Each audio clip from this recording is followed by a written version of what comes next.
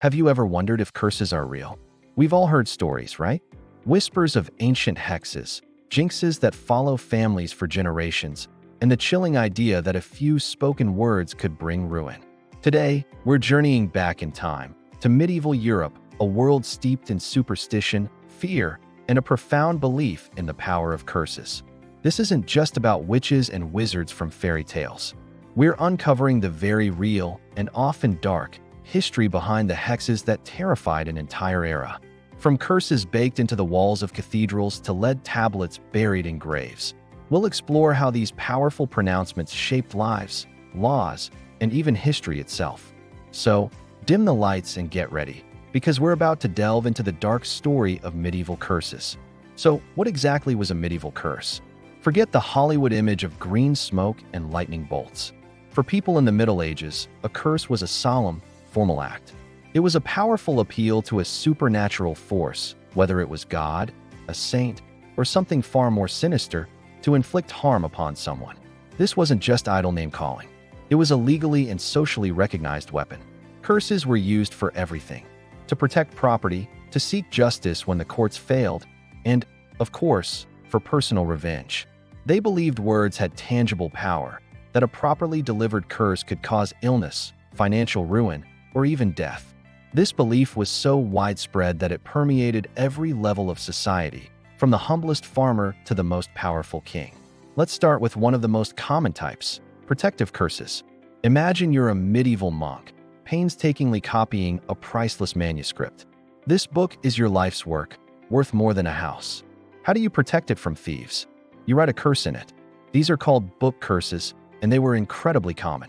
Scribes would write terrifying warnings on the final pages, promising horrible fates to anyone who dared to steal or damage the book.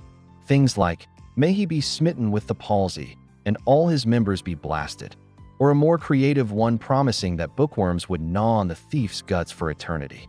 It sounds extreme, but in a world without modern security systems, a fearsome supernatural threat was the best alarm system they had. It wasn't just books. Curses were chiseled into the very stones of buildings. Churches and cathedrals, holding precious relics and donations, often had foundation curses built into their walls.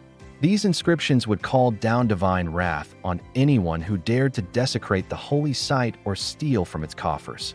Landowners also used curses to mark their territory. Boundary stones, known as terminus stones, were sometimes inscribed with hexes against anyone who moved them to steal a bit of land. The curse would condemn the person to wander the earth forever, or for their own land to become barren. For the medieval mind, defying these curses was like challenging God himself, a terrifying prospect. But what about when you wanted to go on the offensive? That's where things get even darker. For personal revenge, people turned to something called curse tablets or depictions. These were thin sheets of lead, a metal associated with the underworld and dark deities. A person would scratch the name of their enemy onto the lead, along with a detailed description of the suffering they wished upon them. "I curse Tratia Maria," one surviving tablet reads, "her life, her mind, her memory, her liver, her lungs, mixed together." After writing the curse, they would often fold the tablet, pierce it with a nail to symbolically fix the curse in place, and then deposit it somewhere they believed was close to the underworld, like a well, a spring, or most commonly a grave. The idea was that the spirit of the deceased would carry the curse to the chthonic gods. The church itself also wielded curses as a powerful weapon. The ultimate ecclesiastical curse was excommunication. Being excommunicated was far more than just being kicked out of church. It meant you were cut off from the community of God.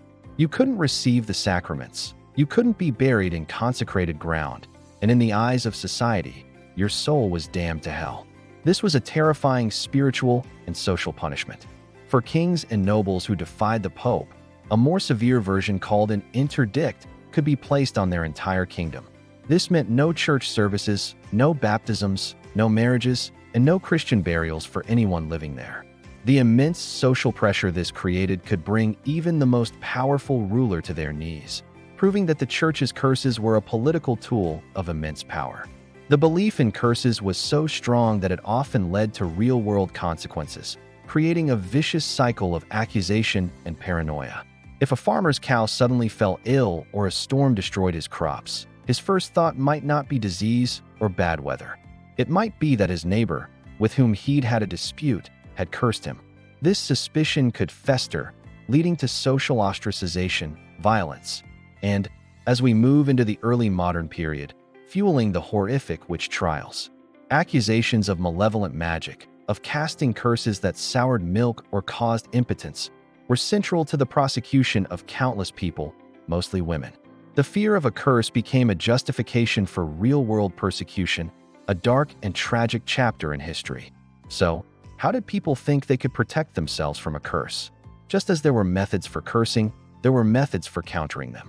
The most common defense was a counter-blessing or a prayer. Appealing to a higher, benevolent power like God or a patron saint was seen as the strongest shield. People wore amulets and talismans, objects believed to have protective properties, inscribed with holy words or symbols like the cross. Certain rituals were also believed to break a hex, such as using holy water or specific herbal concoctions. In some cases, a cunning man or wise woman, a local folk magician, might be consulted to identify the source of the curse and perform a ritual to lift it. This shows the fascinating blend of official religion and folk magic that defined the medieval spiritual landscape. As the Middle Ages gave way to the Renaissance and the Age of Enlightenment, belief in the direct power of curses began to wane among the educated elite. The rise of scientific inquiry offered alternative explanations for misfortune. Disease was caused by germs, not hexes. Crop failure was due to blight, not a neighbor's evil eye. However, these beliefs didn't just vanish overnight.